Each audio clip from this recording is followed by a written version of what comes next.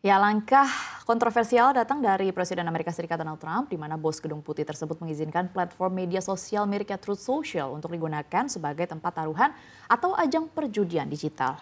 Kebijakan ini sekaligus menandai ekspansi baru Trump Media dalam dunia bisnis taruhan dan teknologi finansial. Perusahaan induk Truth Social, Trump Media and Technology Group atau TMTG, resmi mengumumkan fitur terbaru yang memungkinkan pengguna untuk bertaruh pada berbagai topik, mulai dari politik, ekonomi, hingga olahraga dan juga hiburan. Dalam pernyataan resmi yang dikutip AFP, TMTG menjelaskan kerjasama baru dengan Crypto.com untuk menjalankan fitur taruhan ini. Aktivitas tersebut secara hukum tidak dikategorikan sebagai perjudian tradisional, melainkan pasar prediksi yang diawasi oleh Commodity Futures Trading Commission atau CFTC, bukan lembaga pengawas kasino atau lotre. Dalam praktiknya, pengguna membeli kontrak finansial yang memberikan keuntungan jika prediksi mereka benar, misalnya hasil pemilu, pergerakan suku bunga, atau skor olahraga. Bisnis ini dinilai menjanjikan. Sebelumnya Intercontinental Exchange atau pengelola Bursa Efek New York juga menginvestasikan 2 juta dolar ke Polymarket, salah satu platform taruhan digital serupa.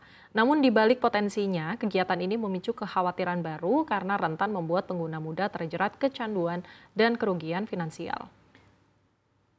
TMTG sendiri saat ini masih mengalami tekanan keuangan dengan kerugian bersih hingga 51,7 juta dolar pada pertengahan 2025 meski telah meluncurkan berbagai produk baru seperti layanan kripto dan streaming video.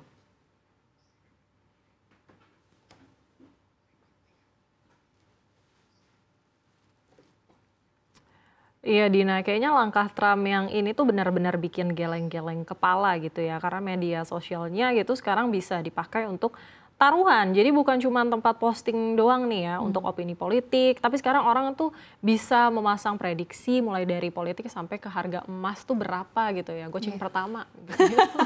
Betul, betul. Dan memang uniknya ini nggak masuk kategori judi gitu ya secara resmi karena diamati oleh CFTC, bukan lembaga perjudian. Agak aneh sebenarnya. Secara hukum ini disebut sebagai pasar prediksi, ini bahasa ininya, normatifnya. Jadi orang beli kontrak yang nilainya naik kalau diprediksinya benar, tapi batas antara investasi dan judi ini tipis banget definisinya sebenarnya, Sar. Iya, setuju banget ya Dina. Apalagi nih kalau platformnya media sosial, resikonya itu jauh lebih besar sebenarnya gitu. Anak-anak muda yang mungkin cuman ikut-ikutan doang gitu ya, pengen tahu gitu, ikutan tren, ini bisa kejerat spekulasi tanpa sadar sebenarnya. Belum lagi ini ditopang kerjasama dengan Crypto.com, jadi uangnya itu kan bentuknya digital gitu. Ya, betul. Dan di sisi lain, ini juga gebrakan yang cerdas sebenarnya ya untuk bisnis Tramedia karena TMTG lagi rugi sampai 51 juta dolar. Jadi fitur taruhan ini sebenarnya bisa jadi sumber cuan baru. Tapi di sisi lain, ini juga bisa menjadi jalan licin menuju kasino digital kalau tidak diawasi dengan ketat. Iya benar banget, memang ada nilai inovasinya karena memang pasar prediksi ini bisa jadi alat baca sentimen publik sebenarnya. Tapi kalau nggak ada batas yang jelas, yang terjadi ini malah jadi bikin kecanduan massal dalam bentuk baru gitu, Yes, judol gitu. betul. Jadi intinya sebenarnya langkah ini gebrakan yang menarik, tapi harus ada pengawasan yang kuat ya. Dan juga edukasi bagi para pengguna, kalau enggak ya media sosial yang seharusnya menjadi ruang diskusi, memberikan opini, malah berubah menjadi ruang spekulasi dan malah bikin bangkrut. Betul, blunder ya takutnya ya. Kayaknya setuju banget nih. Kita lihat aja nanti apa terus sosial ini jadi platform finansial masa depan atau malah jadi tempat orang pasang nasib Pasang gitu nasib ya. begitu ya. Baik, kita ke informasi selanjutnya menjelang penetapan upah minimum tahun 2025, kelompok buruh telah mempublikasikan tuntutan mereka. Ya, Konfederasi Serikat Pekerja Indonesia atau KSPI dan Partai Buruh menuntut kenaikan upah di kisaran 8,5 hingga 10,5%. Presiden KSPI Said Iqbal menegaskan bahwa angka tuntutan ini bukanlah klaim tanpa dasar. Dalam konferensi pers di JCC Senayan, Jakarta hari Kamis kemarin, ia memaparkan kalkulasi yang mereka gunakan. Said Iqbal menjelaskan dasar hukum yang mereka pegang adalah putusan Mahkamah Konstitusi atau MK nomor 168 tahun 2024. Putusan itu menegaskan formula kenaikan upah minimum wajib mempertimbangkan 3 variabel, yakni inflasi, pertumbuhan ekonomi, dan indeks tertentu. Berdasarkan data ekonomi yang telah dirilis, pihak buruh membuat simulasi sederhana. Said Iqbal menyebut jika angka inflasi saat ini sebesar 2,65% ditambahkan dengan angka pertumbuhan ekonomi 5,12%, maka hasilnya saja sudah mencapai 7,77%. Angka ini menurut buruh baru penjumlahan 2 dari 3 variabel sehingga tuntutan mereka di kisaran 8,5% dianggap sangat wajar dan realistis. Dalam kesempatan yang sama, Said Iqbal juga mengatakan penolakan keras terhadap konsep baru yang diduga akan digunakan Kementerian Ketenagakerjaan. Menurutnya, Kemnaker membuat rumusan yang menyimpang, yakni memasukkan indeks tertentu dengan angka yang sangat kecil, hanya di kisaran 0,2 hingga 0,7. Angka indeks ini dinilai pihak buruh tidak memiliki dasar hukum yang jelas dan hanya akan menekan kenaikan upah.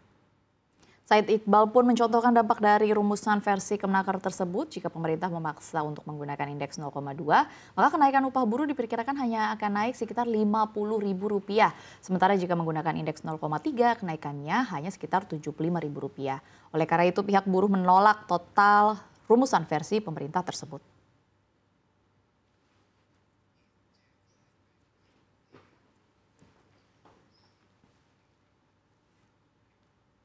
Pokoknya kalau udah akhir tahun menuju awal tahun begitu, ini udah menjadi menu wajib begitu ya, tiap akhir tahun kayaknya memang udah pasti panas lagi lah begitu, di mana tuntutan kenaikan upah minimum 2025, KSPI dan juga Partai Buruh tadi kita sudah bacakan informasinya lewat Said Iqbal, ini udah pasang angka begitu ya, dimintanya 8,5 hingga 10,5%, sebenarnya lumayan gede ya. Lumayan, jadi kalau kita lihat tuh angkanya nggak main-main gitu ya Dina ya, tapi memang kata Said Iqbal sendiri, itu tuh bukan asal klaim Din, jadi mereka itu udah punya hitung-hitungan gitu ya berdasarkan data BPS dan juga putusan MK yang baru. Katanya inflasi yaitu sekitar angka 2,65% itu ditambah dengan pertumbuhan ekonomi 5,12%. Ini aja udah 7,77% gitu ya. Jadi kalau nuntut 8,5% itu dianggap wajar gitu. Kalau dari perspektif itu sih benar ya. Nah kan tapi kan jadi sengit juga ya karena mereka jelas-jelas menolak total konsep indeks tertentu versi Kemnaker. Kalau kata buruh, Kemnaker maunya pakai indeks 0,2 sampai 0,7